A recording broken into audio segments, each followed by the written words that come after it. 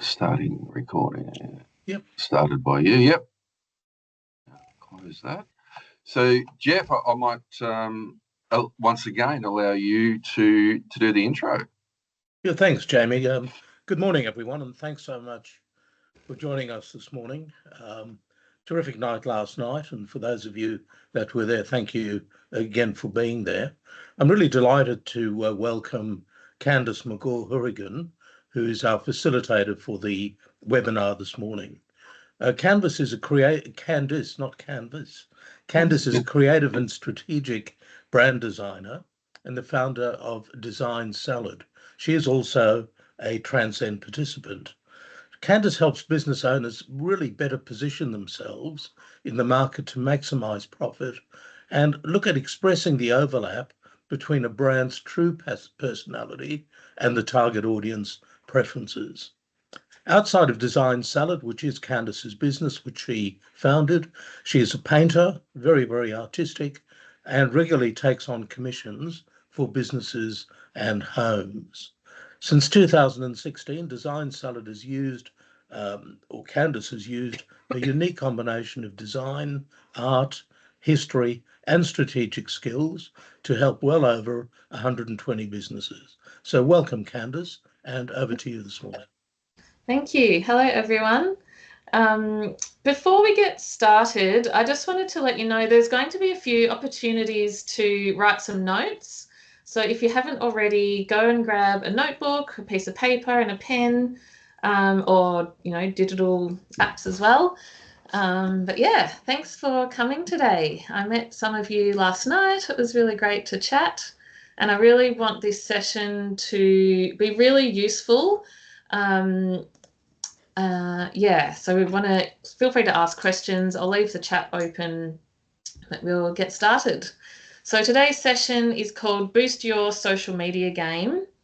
And the perspective I bring, I'm not a social media expert. I'll pop that out there right from the beginning, but I am a branding expert, and there's a lot of crossover between the two. So like Jeff said, I'm the founder of Design Salad. I started 9 years ago now. And I also last year opened a e-commerce business with my husband called Canso House. And Canso House is working with Transcend as well, and it's doing fantastic. And I'm juggling all the things. I'm a mum as well to a 6-year-old boy. All right, so what are we going to learn today? I thought it's good to break it down, see what we're actually doing, try and minimize information overload because I have a lot to tell you. So we're going to start with understanding your brand and how it relates to social media. We're going to dive into a bit of content strategy and a couple of tools and frameworks you can use to figure out what to actually post. The social media channels that you're going to use and how to choose the right ones. And then possibly the most important thing that you'll get is measuring what you do. I know Transcend is big on measuring things like finance, and you can also measure things like marketing and social media. And then the final thing is what are you actually going to do? So I've broken it down into daily, weekly, and monthly tasks. And I've also got a free resource for you, which is, it's actually a marketing tracker spreadsheet that I've developed for myself. I think years ago, I got a freebie somewhere and I've been adapting it and changing it to suit how I work. And yeah, I'm going to share that with you as well, because I think that will be helpful. Okay, and another caveat, social media is not the be-all and end-all of marketing. It's one part of a larger marketing strategy. So everything I talk to you today, I do worry about small businesses putting a lot of pressure on themselves to make social media the best thing ever. You sometimes want it to get results really quickly, or you worry about needing a big following before you get monetary results from social media. And it just doesn't work that way. There's a lot of talk online and in the small business world about how important social media is, but it is only one channel and we don't actually have control over it. Zuckerberg and the other powers have control over it. So yeah, just remember this is just one part of it.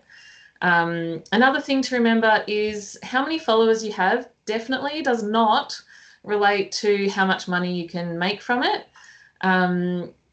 If you use it really well and you are engaged and you have a bit of a test and see attitude, you can convert customers really well with a very small audience. So I'll show you some of my results on my marketing tracker from, over the last couple of years, and you'll see where I did more activity in socials, there was inquiries coming in. And then 2 other points, the whole point of social media, if you don't do anything else, just be social. Like follow other businesses or customers, chat, start conversations. That's really the point of it. And yeah, the more you kind of enjoy it, you don't have to spend hours every day. I recommend, 1 hour a day is enough, but just enough to kind of, be active and be part of it. And then collaborating with other businesses is a great way to build your own audience, but also sort of lean on each other's networks, build both your followings, and it also adds a lot of value to your audience when you collaborate with others. Okay, so we'll start at the basics. Without a brand, social media is going to be really difficult. So we start with branding, and who are you really? Your brand is not just your logo. Your brand is everything about your business. So on socials, branding includes the very first impression someone has. So say you've met someone at a networking event like last night. They want to get a quick glimpse at what you do. They can either go to your website, your social media, likely to be Instagram or LinkedIn initially, because they can get a quick glance pretty easily. So that first 2 seconds is huge. You really only have 2 seconds to make an impression. A brand also includes your audience's feelings when they're interacting with you, how you answer comments, the language you use, and then your brand identity and your branding. That is your logos, colors, fonts, illustrations, the overall look and feel, and even your writing style. So the words you use, if you swear, if you don't swear, if you're funny, all of that comes under your actual brand identity. But the brand as a whole, that is far-reaching. And this is just the social side. Your brand also includes how you answer the phone, how you reply to emails, how quick you reply to emails, how people feel walking into your office or treatment room, all of that, what you wear. I'll always wear bright colour because my brand is bright colour. When I'm working in Canso, if I'm doing content for Canso, things will be toned down a little bit because that's what the brand needs. Just a little bit about branding consistency. Branding consistency is not necessarily about using the same colour in everything. It's about having the same look and feel and personality as if you are a person. So that's a really good way to think about your brand. Imagine it's a person. Sometimes there's overlap, or often there's overlap with you as a person when you're a solo business owner. Sometimes they're very enmeshed, but it is good to have some separation as well for professionalism. Just some statistics. 68% of organisations say that brand consistency contributed at least 10% to their revenue growth.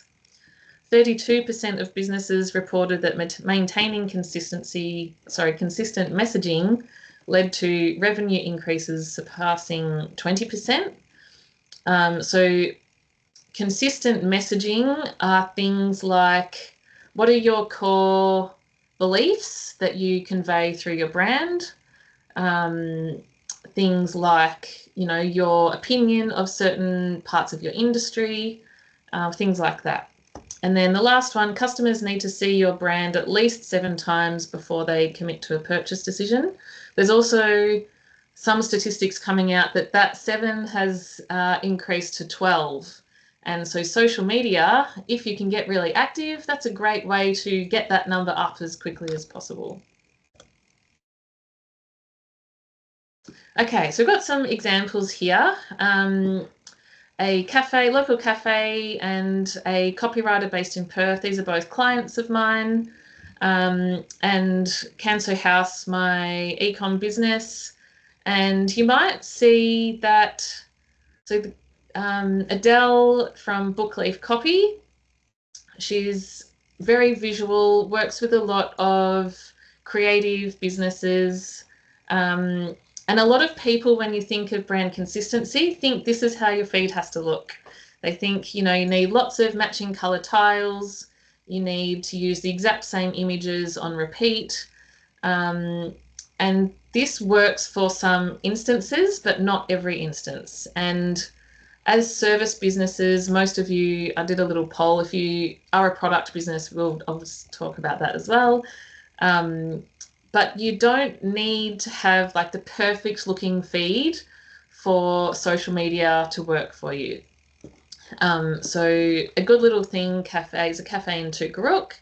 I've worked with them for a few years, and they don't have the perfect graphics, but they have a great following and they're super engaged. They'll comment a lot and quickly, and they do a lot of polls, and they actually get quite nervous talking on video face to camera. I spoke to a few of you last night who said the same.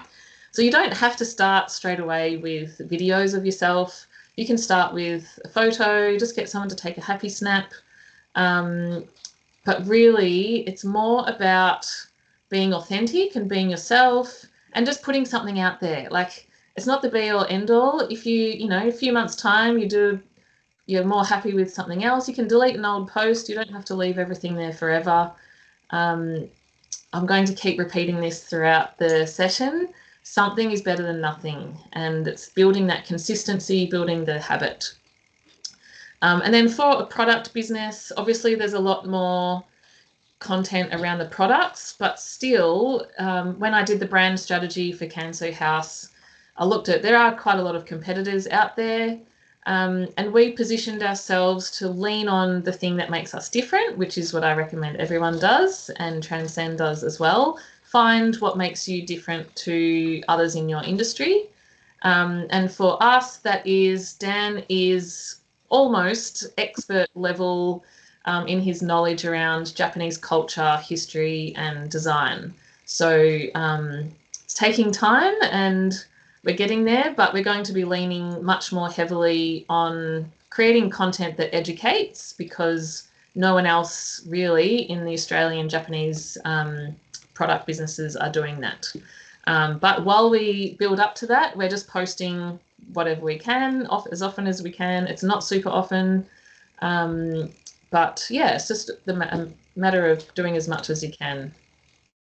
Candice, there's just a question that's come through, and that is, you know, can you use just text, or, you know, does it need to have pictures and everything else? And what would be the difference in using just text compared to visual? Sure. So text is fantastic for getting an idea across really quickly. But I do find if you're only doing text, then people will be slightly less engaged if they're not seeing a face, especially if you're a service business. Let me just see if I can pull up the chat here. No, I can't see the chat. Anyway, so yeah, for service businesses, especially if you're working one-on-one or you have high value services, you know, I would say over $500, it's going to take people, they're going to need to trust you a lot more before they part with the cash. So you can get away with doing text only, but it will just take a lot longer to build that sense of trust and sort of affinity and relatability, and people want to know who's behind the text. So yeah, did you have a follow-up question? Hopefully maybe Jamie can read it out if there's a follow-up question to that. Doesn't look to be, but it's a lot of what we do, whether it's in person or online, would be about building that like, know, and trust. Yeah. Absolutely. Everything is about that, whether you're product or service business. And there's statistics and studies constantly happening by marketing agencies, and increasingly every year, personal branding is becoming more important, which basically means showing who's behind the business, because there's a lot of AI in use, there's a lot of scammers, and people want to know that they're going to be working directly with you, and they want to know the people that they're giving money to. People are also spending more money with ethical, sustainable, or at least local businesses. They care about their money going towards things they care about. So to that end, while you're interacting with your audience, try not to be boring. Try to share a crazy opinion, share something wacky you've done, share something unusual about your journey to get to where you've been. A lot of small businesses, as we heard last night, we have crazy journeys. Yeah, and that's a strength. You don't have to feel like you need to be perfect, and actually leaning on what makes you different, but also strange, unusual. That is going to really attract the people that are like you, and also repel the people that you are not a good fit for, which is what we want. So I obviously get a lot of inquiries from people that want bold, risky, colourful branding and brand strategy. I get very few inquiries from people that want a black and white brand. And while I can do that, it's not my forte. It's not what I want to do most. So that's a strategic decision to choose who I work with. So I've got some interesting stats here as well. Consumers are 81% more likely to recall a brand's colour than remember its name. So choosing a brand colour that is different from your competitors is really important. It can be, professional services especially. Navy, everyone loves navy blue. Everyone loves, the darker green, black, white. Find a way to use colour in a way that is different. Another stat, a total of 73% of consumers love brands that personalise the shopping experience. For service businesses, that looks like, rather than replying to an inquiry with an automated response, personalise it, change it. Feel free to use templates, make it as fast as possible, but add something in that shows them that you really care about their particular situation. And this one gets everyone. 91% of people globally prefer brands to be funny, yet 95% of business leaders fear using humour in consumer interactions. So to me, that rings like dollar signs, basically. So if you have a sense of humour, if you have a strange take on something, maybe you can, even just presenting your information in an unusual way, that is going to boost your engagement massively. But I also know why people struggle to use humour, because you don't want to offend. It's vulnerable. It's vulnerable trying to be funny to an audience. All right, onto brand personality. So this is an exercise that will, I think there's a question on the next slide. This is a way to distill who your business is in order to figure out what to share online. So imagine your business is a person. How would you describe them? Are they extroverted, funny, reserved, thoughtful, introverted? And how do they present themselves? Casual, tidy, unfussy, loud. Try not to, actually this last one. If your business was a celebrity, who would it be? I've just forgotten who mine is. I'll try and remember. There is one celebrity who mine is. Julia someone. Very famous actress. But here's a quick exercise. Get out your pen and paper. write down 3 to 5 words that describe your brand and business, and do not use the word professional. Everyone wants to be professional. You don't have to be professional instead of funny. You don't have to be professional instead of casual. Casual can be professional. Using swear words can be professional if it's done in the right way. So I'll give you a couple of minutes.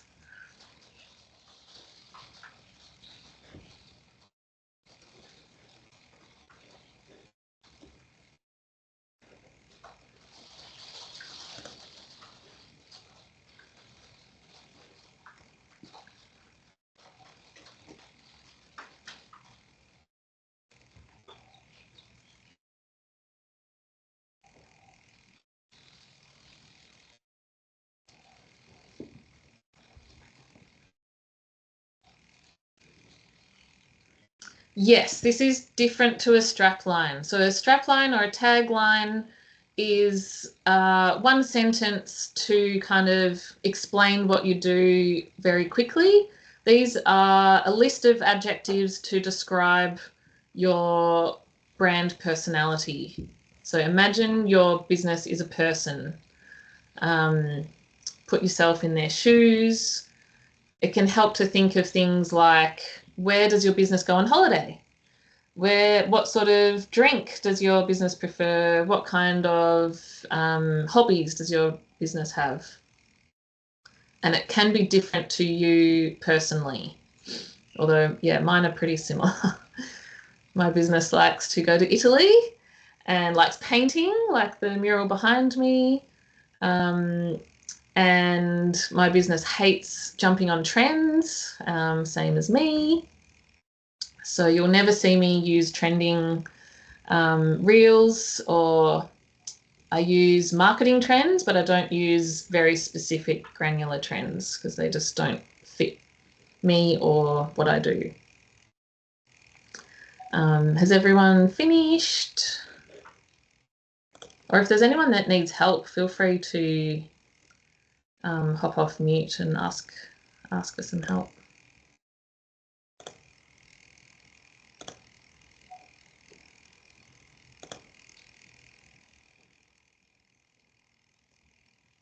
All right, well, we'll get moving then. Let me just change the view. Okay. So now that you've got a brand personality, you've got the beginnings of a brand personality, what do you do with it? And in short, every single place a customer or a client interacts with you and your business or your staff, there's an opportunity to express your brand personality and be memorable, basically. So your email signature, what's your sign-off? Mine includes the phrase colour enthusiast. And over time, people associate me with, lots of colour through my branding, but also socials and the work that I do. So yeah, people start sending me things. Oh, I saw this really colourful thing. I thought of you. Obviously, social media, your website, the text on your website, even, how you welcome people. Are you smiling? Do you shake hands? Do you give them a hug? All these little things are related to your brand personality, and you can use them intentionally, and it's not manipulation.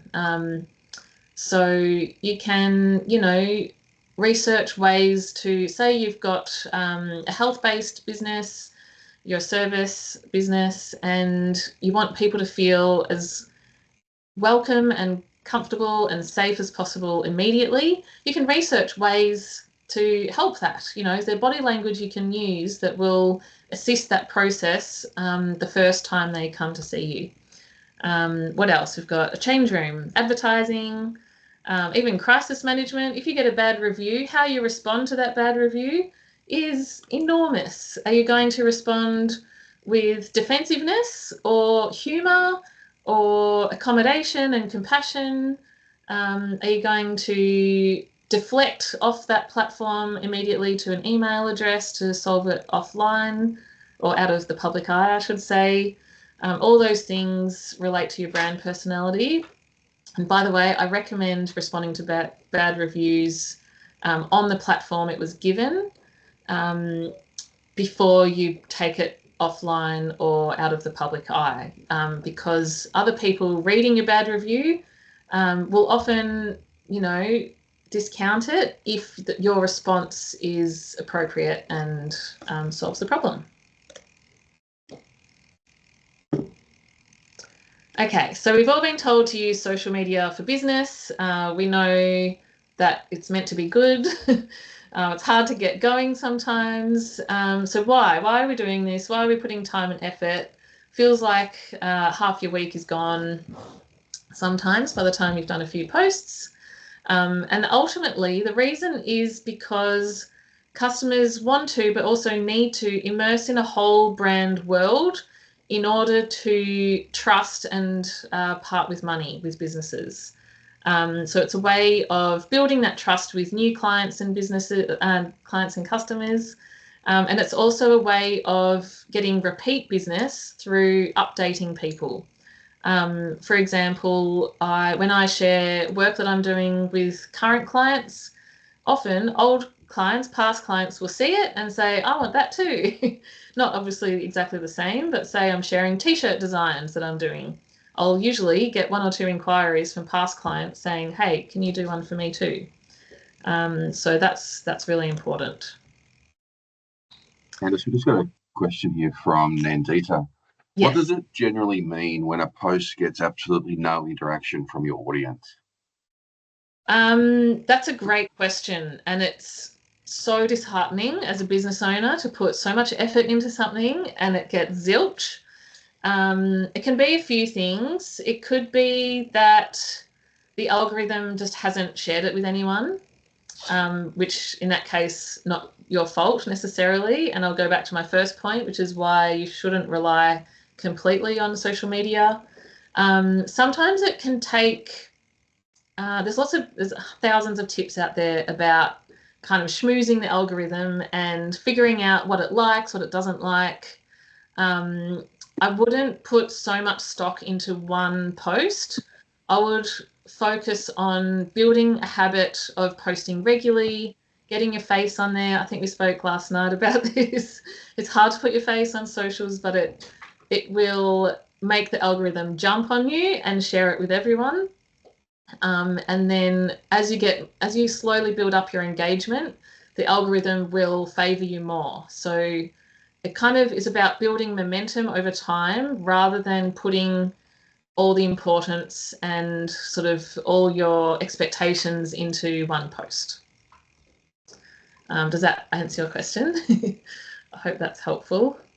My whole attitude is try and take it a bit less seriously, because it's really about the habit and it's about the consistency. And by consistency, I don't mean, daily posts necessarily, but while that can help if you've got the time and the energy, it's more about just, making it a habit, and gradually the algorithm will start favoring you. So maybe that's a good point actually to talk about a content strategy. You might see this word thrown around a lot. I remember when I started my business 9 years ago, I did not know what this meant and I was very overwhelmed. But to boil it down, it's basically a plan on how you'll create, publish and manage your social media content and how to connect with your target audience effectively. So it's really about doing some research, and then based on that research, figuring out a plan that suits your particular business situation. So I've created a very simple content strategy framework here. It's super simple so that anyone can use it to get started. I know for a fact if you're in Transcend, you know who your audience is. You had to do some research to get to that point. Hopefully you've done some work around who you are as a business and your personality. If you haven't, you've at least worked on what makes you different. I know that was a question in the Transcend business plan. So use that as a starting point, what makes you different, and then bring in some like human aspects to that, because humans really buy from humans, and the more brands emulate being a human, the better you'll do on your bottom line. And then, so the top two is about the who, the left side is about your audience, the right side is about your brand. So on the left side, once you know who your brand is, what content resonates with your audience? So we'll get to how to figure that out. And then what content do you like making? Sometimes it boils down to that. If in order to create a habit, you only do text posts because you're not comfortable doing reels face to camera, do that. That's fine. Just start building the habit. Gradually, you'll get more confident. But above all, something is better than nothing. So yeah, what content do you like making? Which platforms do you like using? I'm very visual, and while I know LinkedIn is better for business, I struggle with it. I struggle with the tone. I struggle with there's just something very different about LinkedIn to Instagram. Instagram, I've made personal friends, business friends, referral partners, colleagues, clients, you name it. I'm in touch with everybody, weekly, if not every couple of weeks. And yeah, even though it's not necessarily the best platform for me and where I want to take my business, it's what I enjoy. And so that's why I stick with it. So here's an example of how this works in practice, using a good little thing, cafe, as an example. So their audience are local families and young people who love healthy food and feeling appreciated. The brand, a friendly and welcoming place, serving healthy and yummy food and drinks. Audience prefers content that they like seeing what's new in their favorite eateries, and they like to feel part of the community. So they like seeing behind the scenes. They like feeling like they're, when you go to a cafe and they remember your name, they remember your coffee order, they remember a problem that you mentioned last week, or a family member who's unwell. Like, doesn't that just make all the difference? And A Good Little Thing are just absolute rock stars when it comes to that. And they knew that before we worked together. So we created a brand that embodied all of these elements in the actual brand design, and then they've continued it through their socials.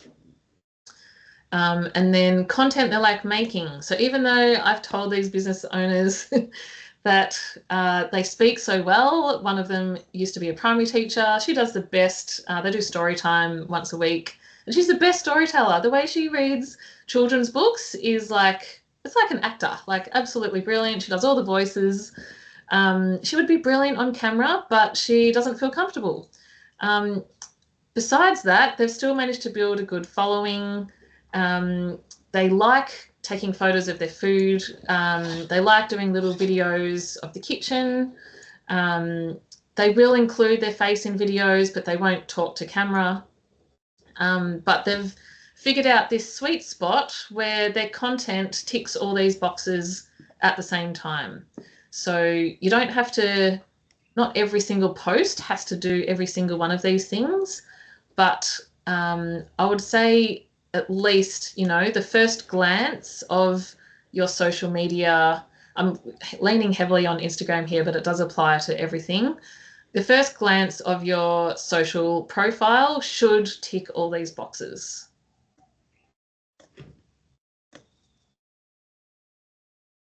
Okay, so back to the audience. Audience is obviously always the most important thing. How do we find out what they like? So you can go to your followers, see who they follow. What other businesses do they follow? Notice what they comment on. Look for, when you're looking at the other businesses that they follow, see if there's like mini content trends or patterns that you notice, such as maybe if they're interested in health and wellness, are they following lots of really educational content? Are they following lots of text content or lots of video content? just making a few notes of this. You don't have to do this very often. I would say, you know, maybe once a quarter, twice a year, it's good to go over this. And then also put yourself in your ideal customer or client's shoes. What are they likely feeling when they're looking at social media? So you can do this in any sort of area of your business to figure out what your audience needs. But really put that empathy hat on. If you work with a lot of younger people with young families, maybe they're scrolling Instagram in the queue at school pickup and they're bored, they're just looking to pass time. Maybe they're a very busy business person, but they procrastinate. And so they're always looking to make things faster in their business and they spend time procrastinating by scrolling on Instagram. That's not me at all. Joking. I do that all the time. Or maybe they're looking for inspiration. Maybe they want some ideas, either, you know, visual ideas or philosophical ideas or quotes to give them a boost to help them through a tough patch. Yeah, really put yourself in your customer's shoes around when are they online and what are they doing, feeling, escaping from when they're there. Okay, so this is the second part of the content strategy, which is the what to actually share. So there's three main content types or content pillars. There's a lot of marketing experts out there who complicate this, and it's just not necessary for most small business owners, especially if you're doing your own social media. You really just want to make everything as achievable as possible right at the beginning. So the three content types are value-based, which is education, tips, sharing little snippets of what you do. Service businesses, you have a wealth of knowledge and you have so much information stored in your beautiful little brains to share with people. And you don't have to do it all in once in this kind of long video format. You can just pull out, you know, one little tip here, share 3 a week. You can, you know, share one as a text post, one as a reel, and one as a story with a poll asking questions about, you know, feedback or, you know, how does this experience relate to you? So I actually feel like this education and tips content pillar is where a lot of service businesses can thrive. And if you can get over that hurdle of putting yourself out there, you'll be streets ahead of your competitors. Won't even matter if you do this, you know, a few times a week, every week, and try different post formats. Then yeah, that'll be amazing. Connection-based content. This one's really important for bringing the humanness to your social media and making people feel like they know you, because they need to know you if they're going to spend $500, $1,000, $3,000, $10,000 with you. And then the last one is promotional, which is sales, offers, product launches. This one I actually think is where we have mostly service-based businesses in the webinar. This is where a lot of service businesses struggle, I think, getting the spread right. So you do need the value-based, you do need to share your education and what you know, and why people should work with you, the results they're going to get. You also need to share something about who you are, what makes you unusual, funny, unique, but then don't forget to sell. Like all this other stuff works really well, but you won't get sales if you don't ask for a sale. So, I mean, it took me a very long time to feel comfortable doing this, but it's just a muscle that you have to work at. Same as getting your face on camera. Yeah, a lot of people really have a long-standing fear, but I think I suggested to someone last night, if you're scared of talking to the camera, set it up, record, or don't record, don't even turn your camera on, and just practice talking to the camera, trying to cut out some ums and ahs, There I go, saying But the main thing is that you're gradually stretching your comfort zone so that when you do post social content, it's actually effective, because that's ultimately what we're here for. Candice, there's a lot of service-based businesses here, and there's also professional services. So Yes. with those three strategies, when it comes to, I suppose, the behind the scenes and showing what it is you do, that's probably harder for a professional services business. But at the same token, with promotional offers, is having lead hooks where you're offering discovery calls or 30-minute chats, are they a good strategy as well? Yes, definitely. So behind the scenes, you can do, it might not be like it might be different to like a trade or a creative business, but it might be, so say your service business involves talking to people one-on-one about confidential things. That happens with me a lot. You don't have to share that actual conversation, but you can. So a lot of this is kind of a trend, or I don't know, it's something a lot of service businesses do. Once you hop off that call, write down a couple of notes about things you talked about that would be relevant to other businesses, and then just do like a 30-second, 1-minute video about that one particular thing that you helped someone with. And then you can relate that at the end, relate that to either your lead gen, like your email opt-in magnet, your lead magnet, or just say, if you need help with this, feel free to, let me know if you need a chat. I have, free 30-minute consultations or something like that. So I would start with the value or the behind the scenes. And sometimes, that in that case, that's a crossover actually. Behind the scenes for service-based businesses is often giving people value. But then, don't forget to say, let's work together, or if you need help with this particular problem, I've got this. Or if you have a promotion, I'm actually not a fan of discounts, but if you are wanting to try, another way around it is calling it beta testing. If you have a new service you want to test out and get some feedback on, get some reviews on, you can say, I've got 3 spots for beta testers for this. Let me know. It's kind of a discount, but limited time, but it doesn't feel like devaluing what you do. Just very quickly. Yeah. Is there a wall or sometimes a bit of pushback around doing, the connection base, which is behind the scenes, or even educational tips around people's IP? Does that come into it, or are people sort of over that at the moment? Lots of debates around that. That's a really good question, actually, and it's something I've played with over time. I would say yes, you can. There's 2 schools of thought. One is that you share everything for free. I don't know if anyone's familiar with Alex Hermosi. He's a very successful entrepreneur. He now has a business that buys and invests in lots and lots of other businesses. He's got $1 billion portfolio or something.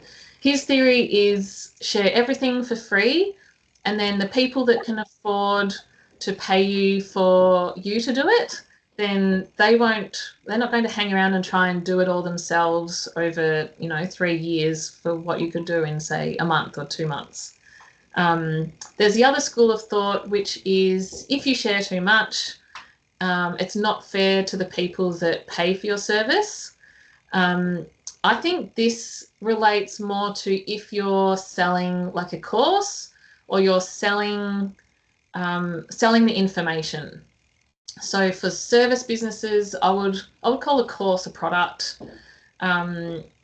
Courses kind of cross over, but I think for most of the businesses here, it's better to start by oversharing what you do and why and how, because it's such a fast way to build credibility and trust and value. It's a really quick way to prove to people why you're worth the money that you are. But then the other thing is a lot of this work that you do one-on-one with people, it's so tailored to them that it actually doesn't fit, you know, any other person or other business. So yeah, for a lot of my brand strategy work, I can like even last night I was giving people help knowing full well they could go and take that and go and do it themselves. Props to them if they want to and can, that's great. But if and when they're ready to pay for someone else to do it professionally, they'll think of me as, you know, someone generous who was happy to help when they couldn't afford to pay someone to do it. But I also know that if another business took that information that I gave someone and tried to apply it, it wouldn't be the best fit and it wouldn't ultimately get the same results. Fantastic.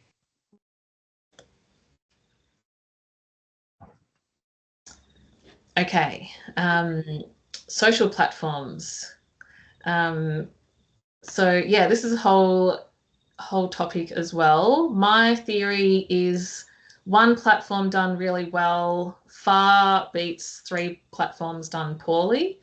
And there is actually a bit of crossover. So you can, with a lot of scheduling tools, even on Instagram, you can elect to share your content to multiple platforms at the same time.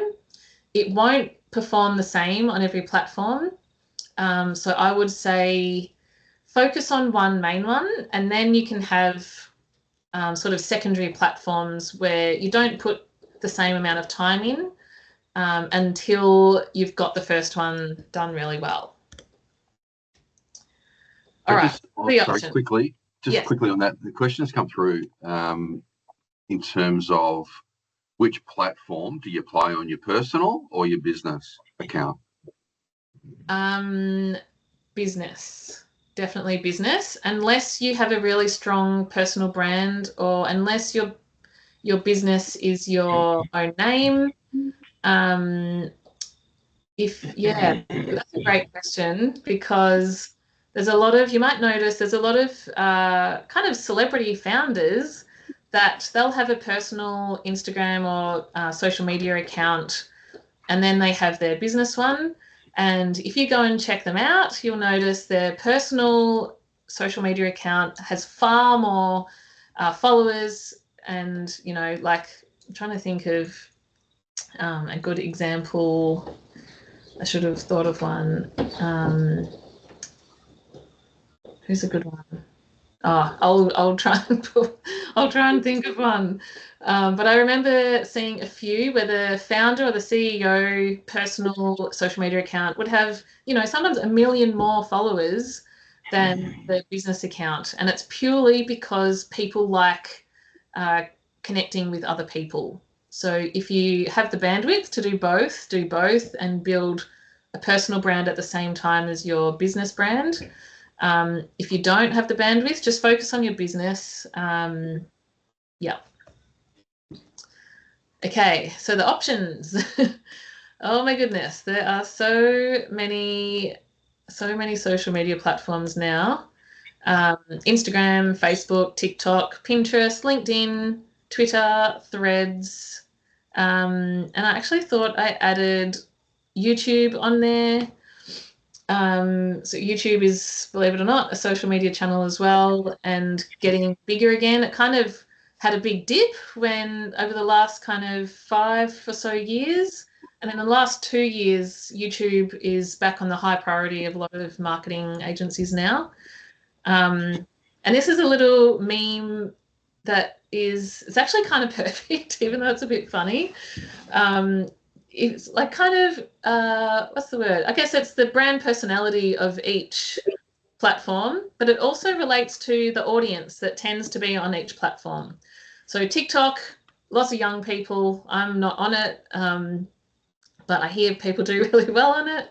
Twitter is for, you know, studious types, word play people. If you're a writer, you probably love Twitter, or X as they call it now. Instagram is very visual. People often want things to look good. But having said that, content is also making a comeback, because polished content tends to look a bit less human. So if you do polished content, make sure you mix it up with a bit of real life stuff as well. And then Facebook is really only the older generations using it a lot, unless it's Facebook groups. Facebook groups I see as separate to Facebook pages. Facebook groups they're like a wealth of knowledge, a wealth of connections in Facebook groups. So if you can find a few that suit your particular business, if you're a service business, I find it helpful just to help people in Facebook groups. I'm in heaps of small business Facebook groups, and when people ask for help and I've got something to share, I just share it, and then I just pop my name and my business name at the end of the comment. I don't always put a link if it's not appropriate. But yeah, you'll be surprised. I've had clients come back to me out of that, say, actually, can you just do it for me? I'm like, yeah, sure, I can help with that. I think I was talking to someone who owns a nursery last night, very niche plants. Facebook groups, perfect place to just, share tips and knowledge and new things, but also to help people with their plant care. And then, you never know how that's going to turn into something else. Just a quick question. I think it's a really good relevant one. Can you post to Facebook and Insta through Meta and use the same reel in both cases? Yes, you can, definitely. I do find that because of the differences in the audiences on each platform, it won't do equally well on every platform. So pick one main platform to start with, and create content for that. But by all means, share it across everything. Like share reels to LinkedIn if you want. Lots of people share the same content to 5 different platforms. There is a small danger of people seeing the same content multiple times. So I actually don't like seeing when businesses, if I'm following them on Instagram, I don't like seeing the exact same stuff on LinkedIn, and then I get the same stuff in an email newsletter as well. That's something to be mindful of, but yeah, something's still better than nothing. So at least at the beginning, trial just putting it everywhere and see what happens. And then we'll get to the testing and measuring side as well.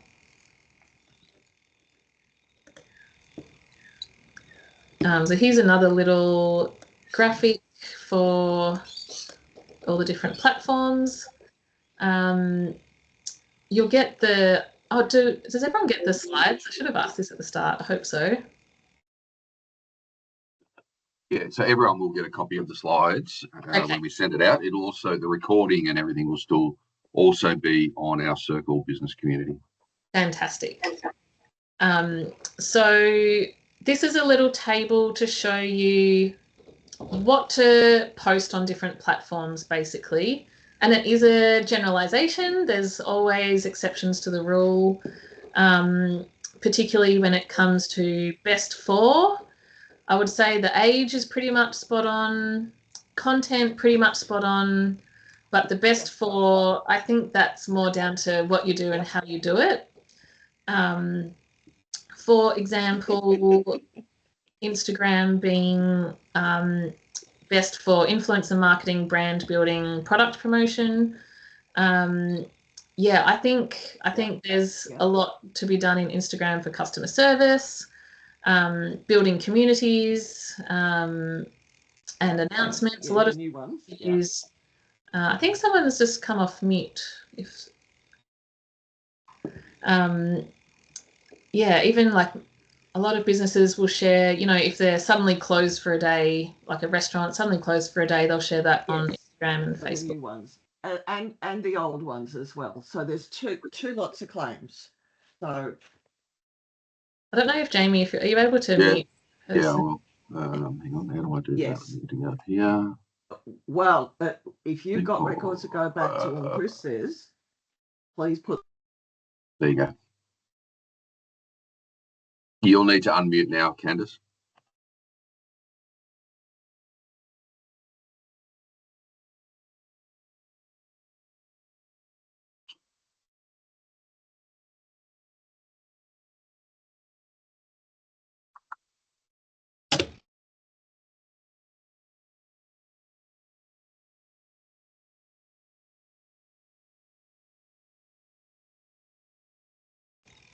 Okay, can you hear me now?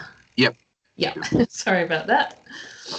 All right, so I've just given you a whole lot of information and I don't want you to be too overwhelmed. So I thought we could have a little break and put our, knowledge is always retained better when you get to put it in use. So I thought if there's someone who has a few questions, has some kind of a social, like even very small, some kind of a social media presence currently, did you want us to help workshop some ideas for you? We can go back to the framework and help you sort of identify some content that could be helpful, even some content topics based on the pillars.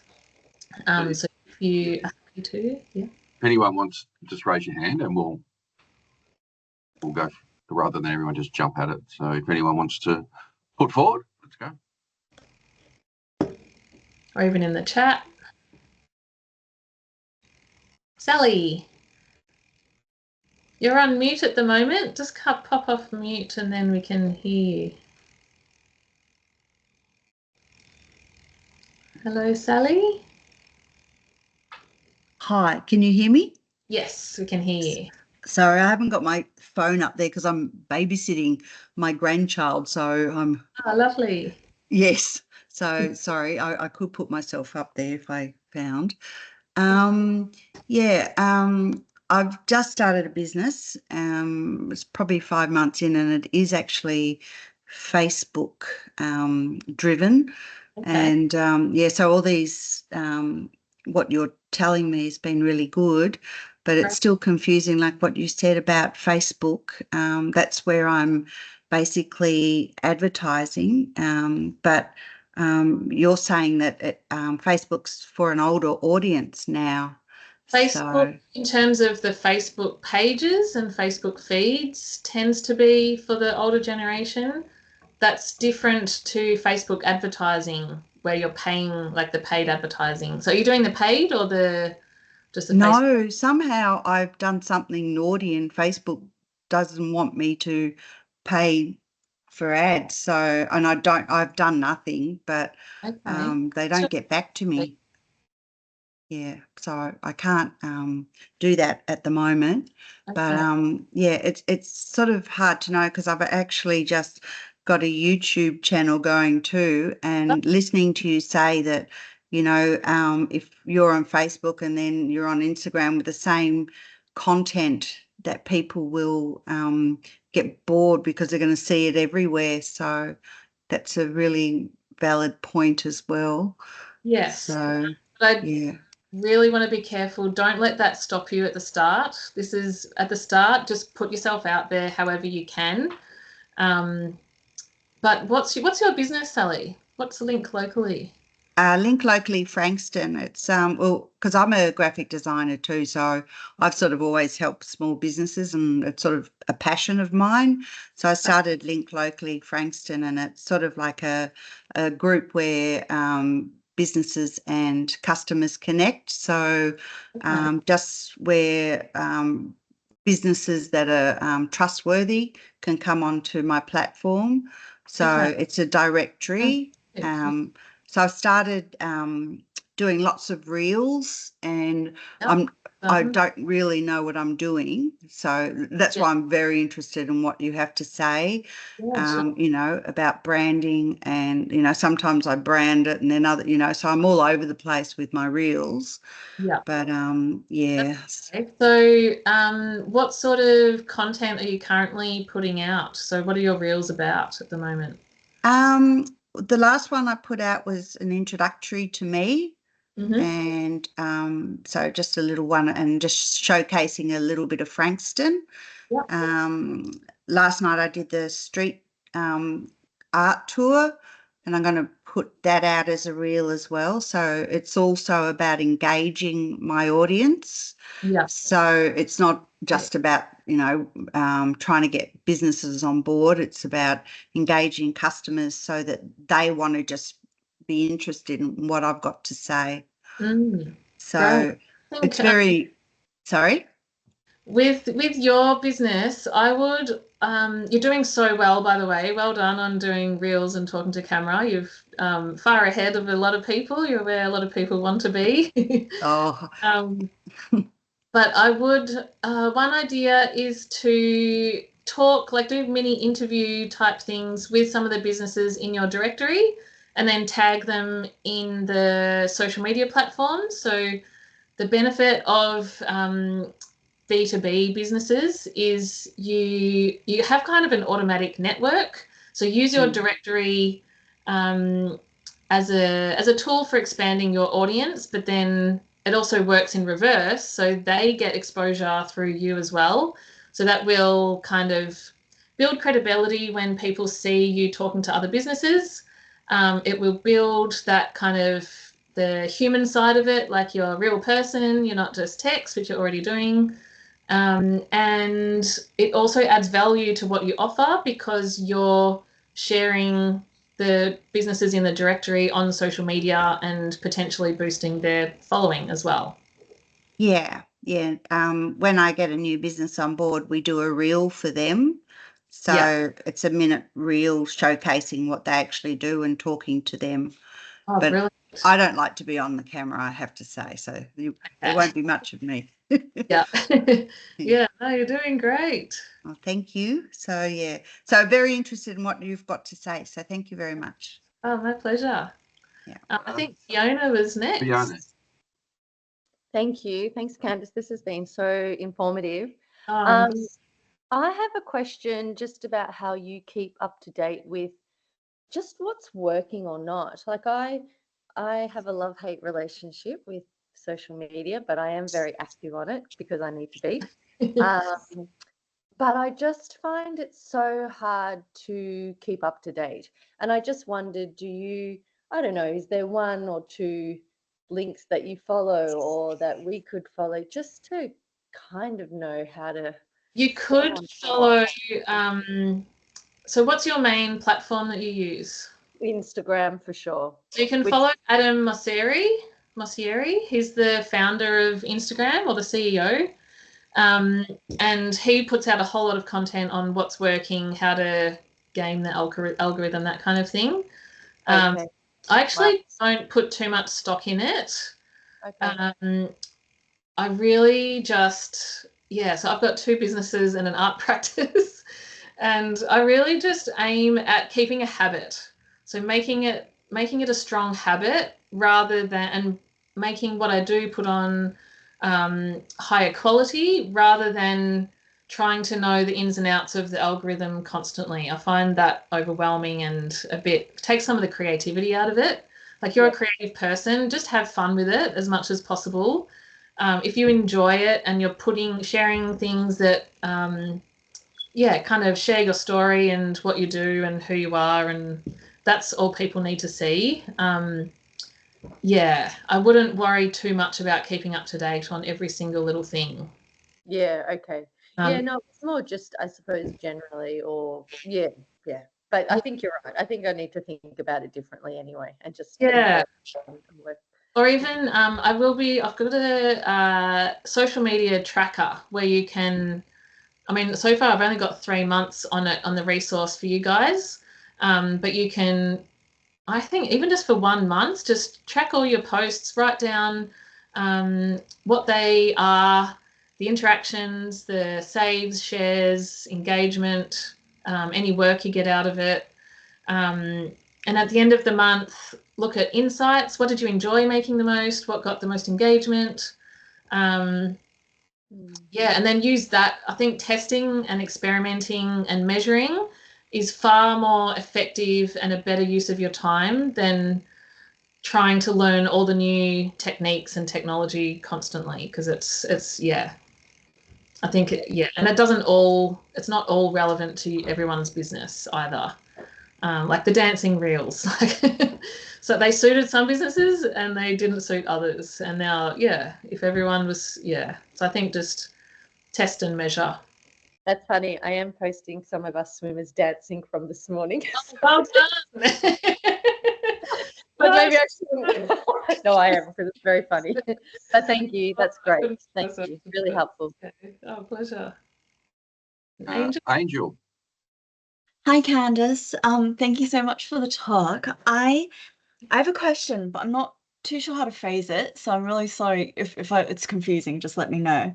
But I find when you're talking about brand consistency, I find that sometimes when I do post on social media, my post, like at a glance, it might look a bit disjointed because I'm at different things and different events and I'm talking, I don't know, maybe it's like the color palette, or maybe I'm thinking too much about it and it's like the camera settings. But because I saw all of your Instagram feeds and they had like this beautiful consistency to it. And I was just wondering visually, how do you achieve that?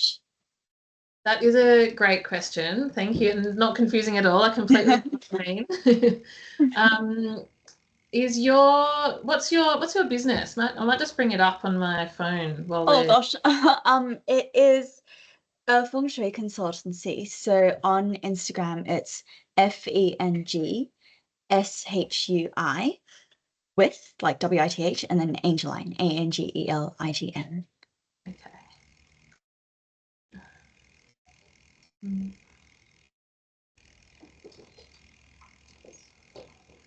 Consultancy and then Angel at the end. Yeah.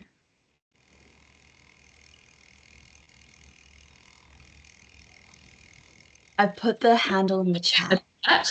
It might be easier, yeah. Yeah, that'd be great. Thanks.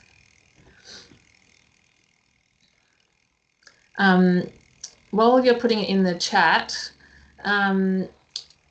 one way, if you've got all kinds of photos, different styles, one way to get around it is to have a visual graphic template that you put the images in. So while your face is still the main thing, there might be a border, there might be an overlay, there might be a carousel where there's a cover tile before it gets to the sort of more varied content. There's a couple of ways to do that. Okay. Oh, okay. All right. I'll just pop this in here. Mm.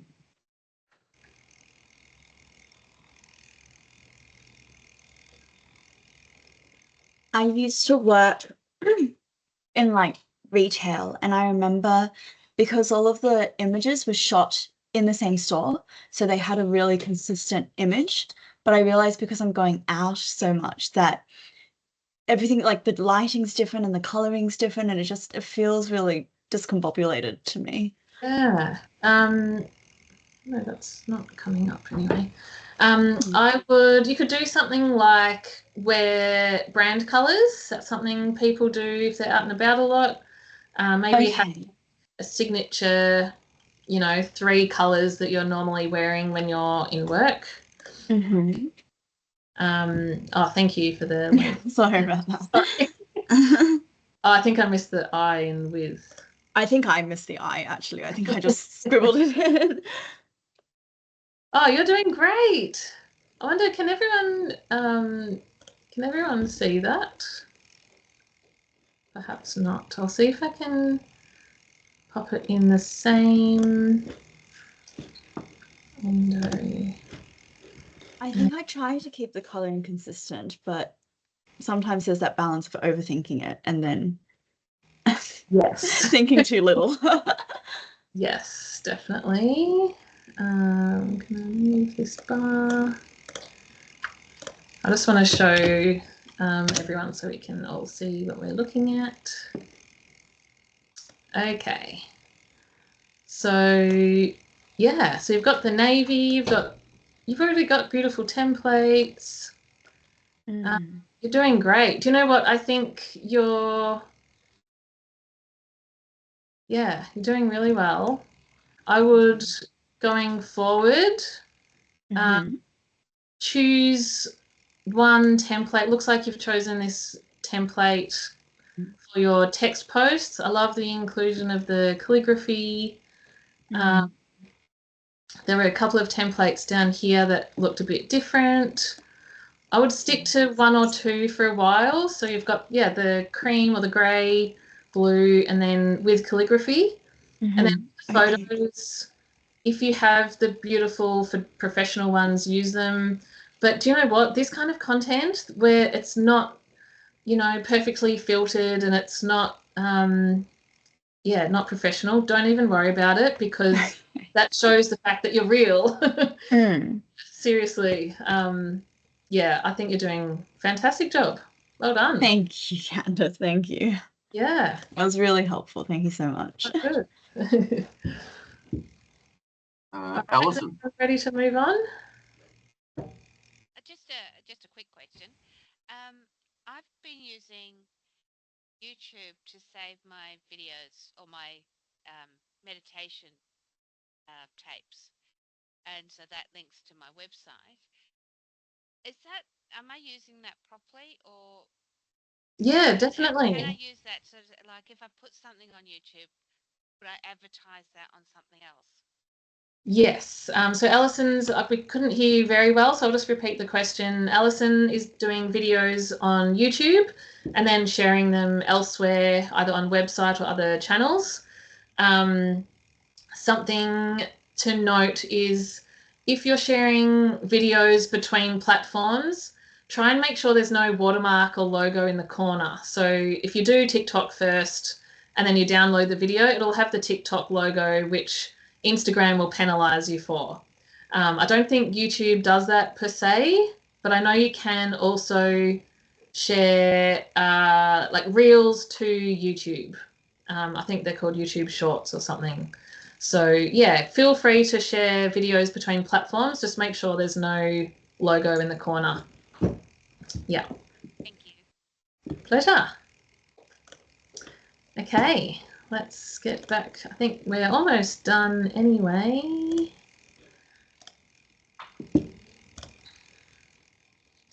So now we're up to the test and measure.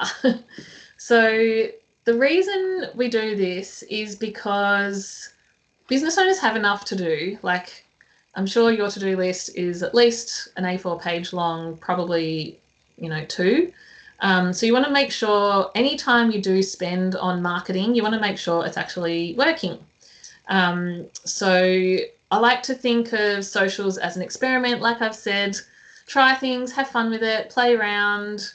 And over time, even if you don't start with a super consistent presence, over time as you test and measure and you kind of get to know your brand voice, sometimes it's just time and experience. So the faster you get those reps in, the faster you'll get to a consistent brand. Okay, so here's a screenshot of the social media tracker I'll be sharing with you. It's really simple, not very hard. So on the left here, you've got the details of the post or the reel or the video or whatever it is. You can add a photo of it here, like just a little screenshot or something. Instagram, I have been focusing mostly on Instagram. Instagram is prioritizing views on their content at the moment rather than interactions or engagement, which I think is unfortunate. I still, as a business owner, I want to see engagement and I want to see, yeah, I want to see likes, shares, saves and questions and DMs and comments and things like that. And that makes it feel like I'm in a community being social. So I'm surprised that they've changed it to views. Anyway, interactions, new followers, saves, shares. You can add more here. There's lots of different stats you can track in the dashboards of the various platforms. So change these to whatever you feel relate to you.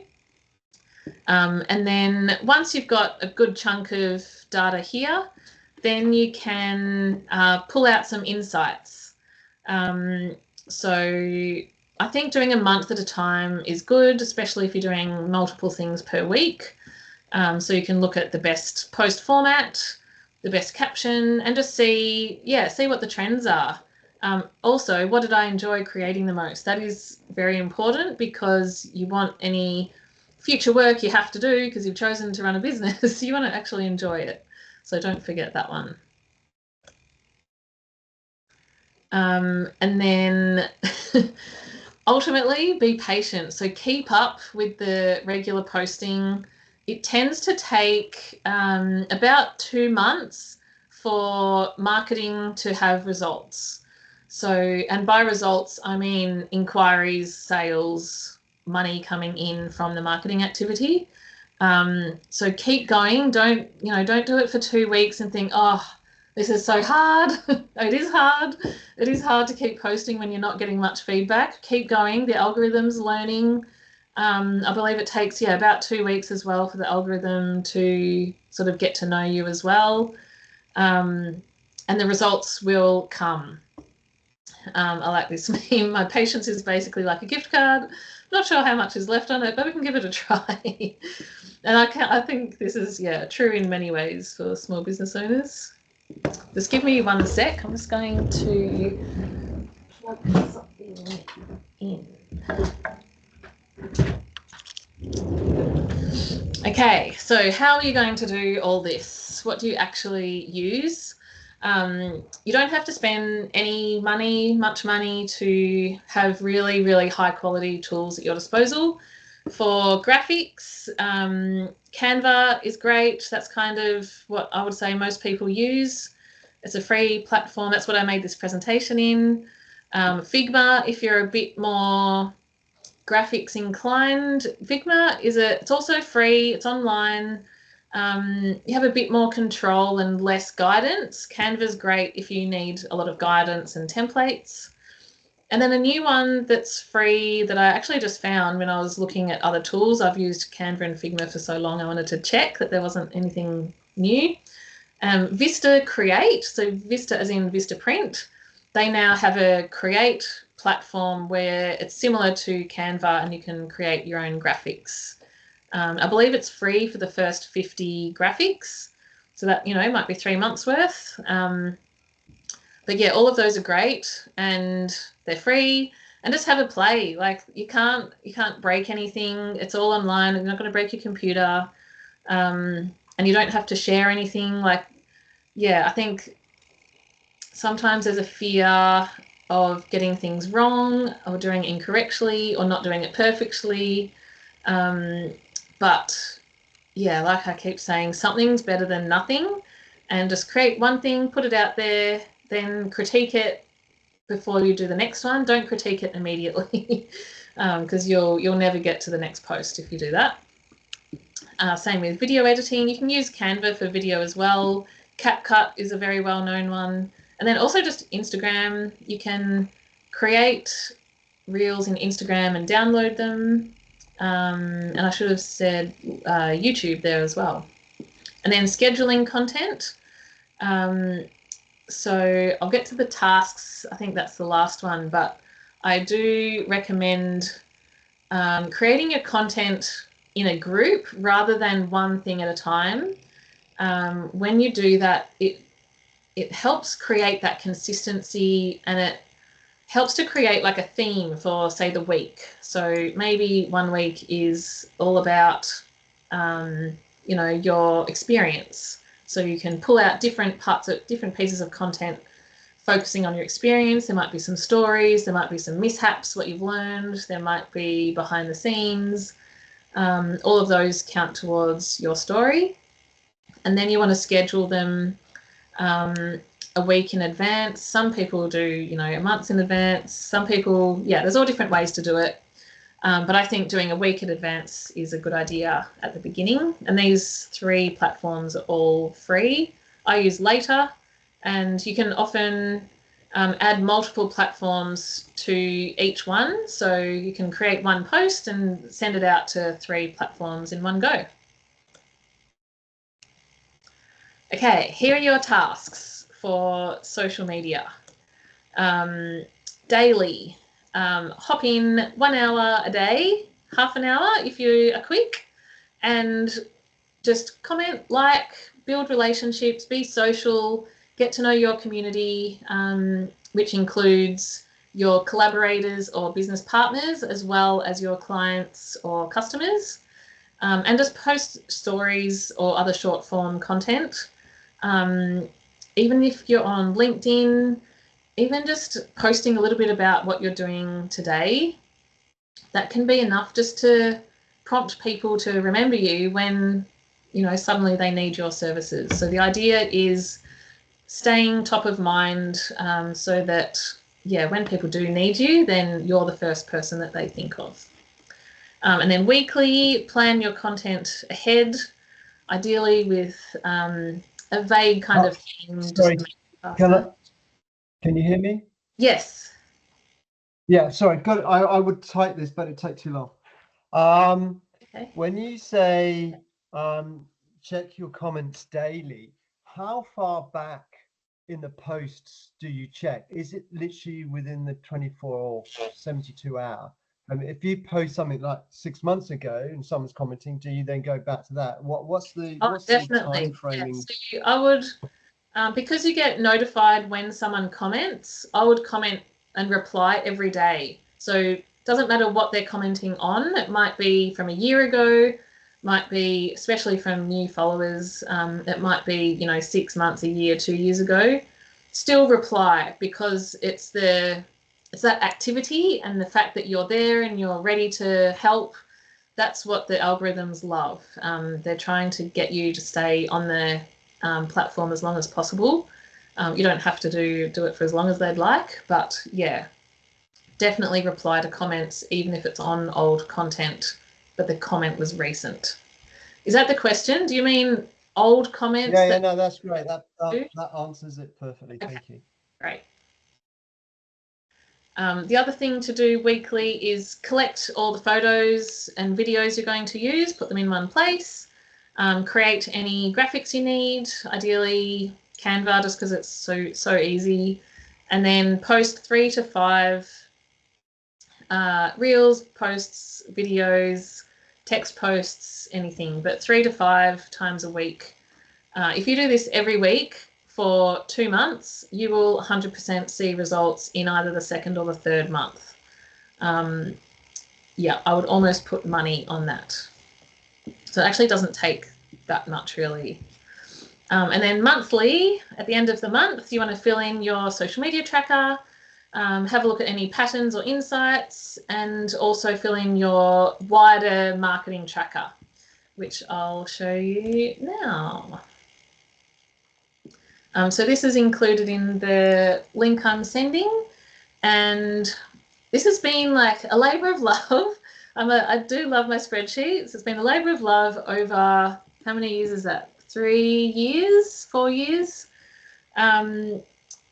because it works so well, basically. The older versions of this, all these columns were all in different places. Like I said earlier, I adapted it from a free download I had from someone, but theirs was very PR based. So I've kind of been changing it and evolving it over time. And I've also, for the product businesses out there, I've added website conversion rate as well, and sessions. I don't find that quite as relevant for service businesses because so much is relationship based. I think the social media, the connecting with people one-to-one is far more effective. So I've actually broken it down, just starting this year, into things I can control and results with the in-between here. So things, and I probably did this in a low stage of the business. Start of the year, January is always really quiet for me. A lot of my clients are mums and they're on school holidays or juggling multiple things. So when you're getting frustrated and think money isn't coming in, focus on what you can control. You can control how many blog posts you write, how many emails you send, how many email newsletters you send, how many people you DM on, you know, social media, how many cold emails you send to try and get work. You can control how many Instagram posts, Facebook, LinkedIn, Pinterest. And I know that once these start filling in, if you start putting something in every one of these boxes, then the inquiries and the revenue starts going up like magic. But it does take, or it can take about a month or two. There's a bit of a delay for marketing to work, and it's because people need 7 to 12 interactions with you before they'll commit. So over that 1 to 2 months, you're building up those interactions, and not every person is going to see every bit of content. So you have to put out a fair bit of, way more than 7 to 12 bits of content to get one person to see 7 to 12 bits of content. So it's often, 5-10% of your Instagram following will see a post. So by spreading your marketing over different areas, networking is obviously another one. The Circle, Transcend Circle platform, definitely utilize that. That would count. So you can pop that in this column if you're commenting in there.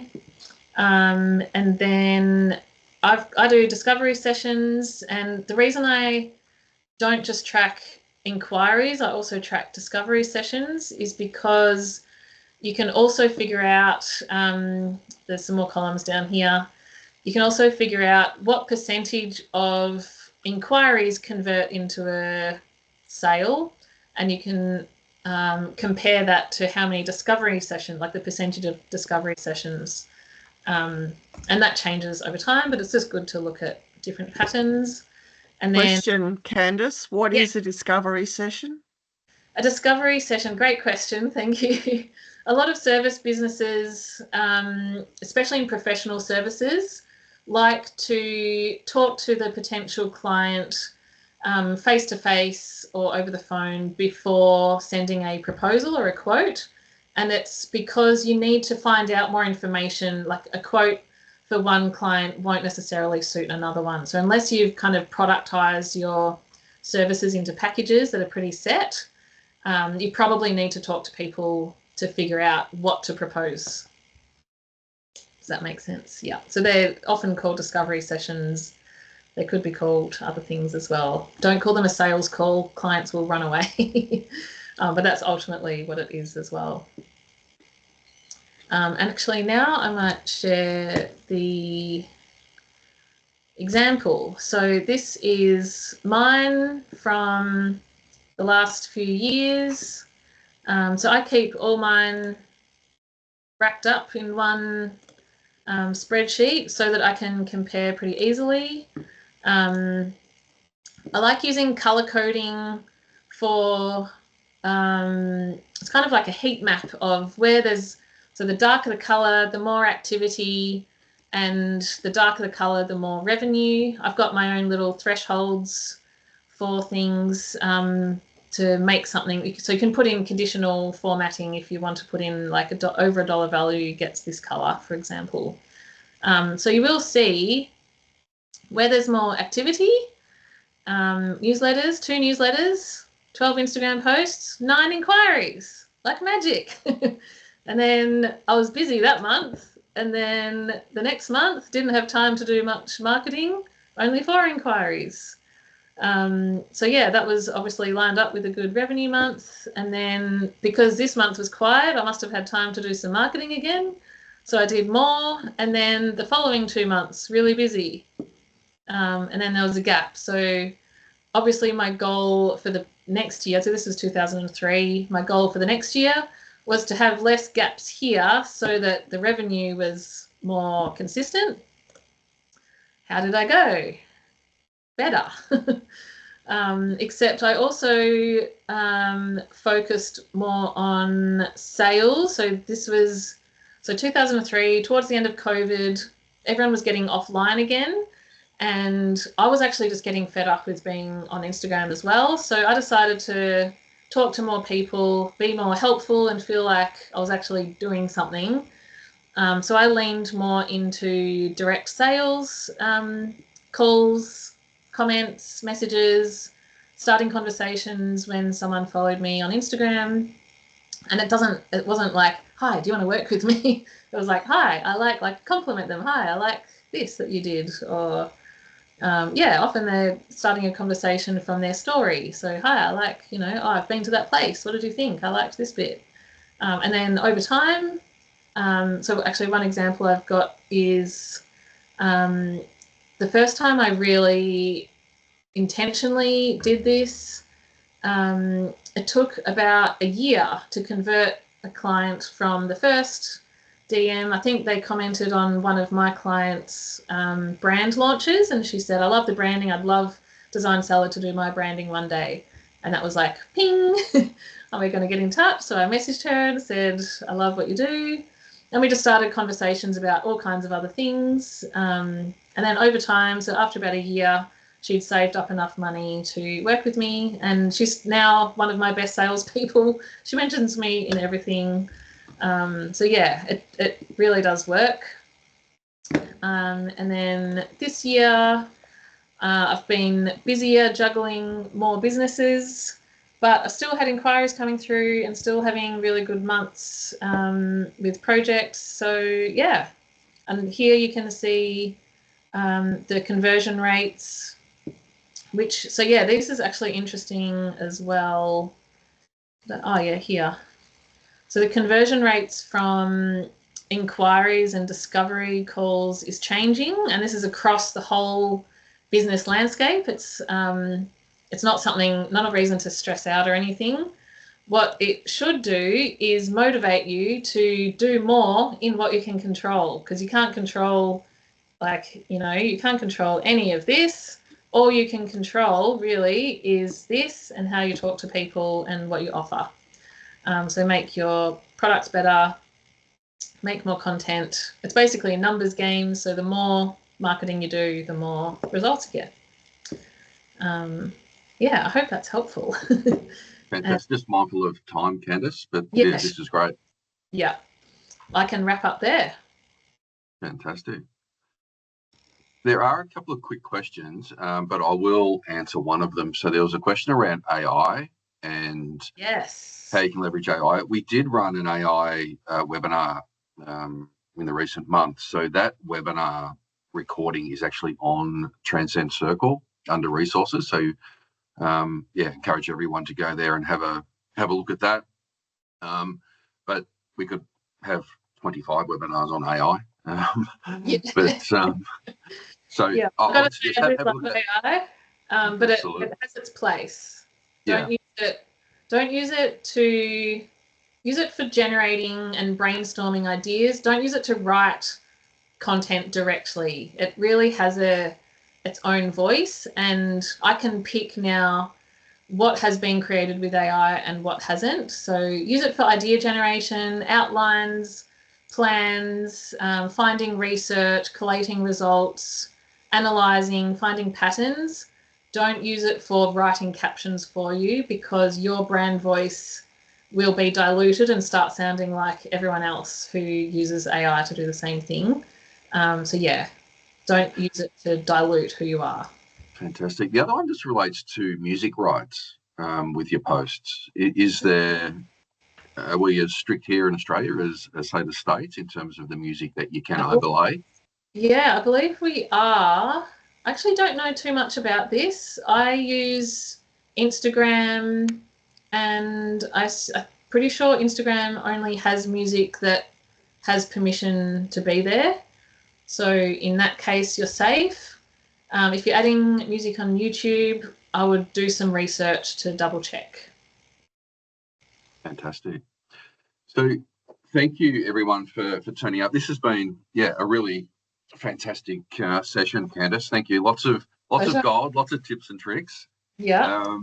Working on your business is so important. I think having clarity on your goals, and I think the message that comes out here sits around being consistent, being patient, measuring what you do, and then focusing on what is working, and then just doubling down on that. The other thing that I will say is this is a massive community. You guys jump out there, start sharing, start connecting. I'm sure Candice would love to meet and speak with you. She's got so many hours in her day spare. Not. So this webinar will be recorded along with the slides. We will make them available to the group. Obviously, we'll make them available to Candice as well. Jeff, any sort of follow-up comments from yourself? No, look, I think that was terrific. And I think particularly for our participants, that last section on the measurement, the tracking, the conversion, I think is absolutely invaluable. So thank you for sharing that. And it really does show the results if you put in the effort. So thank you for that. My pleasure. I believe Rod is hiding here somewhere. Rod? If not, fabulous. Yes, I have arrived and I can talk. For those of you that are still on the line, I've been to the dentist this morning, so. But I'd just like to reiterate the last bit, the last part about measurement and accountability and, most importantly, seeing the results and how the results relate to the action. That was the insightful thing for me that we talk about a lot and reinforces, and there's a tool now to leverage. So thank you. My pleasure. I hope it's motivation to go and do it.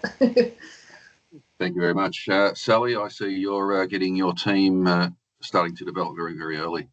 Very cute. So thank you, everybody. Appreciate Thank you. taking time out of your day, and we'll see you soon. Thank you. Thanks all. Bye. Bye. Thanks, Candice. Pleasure.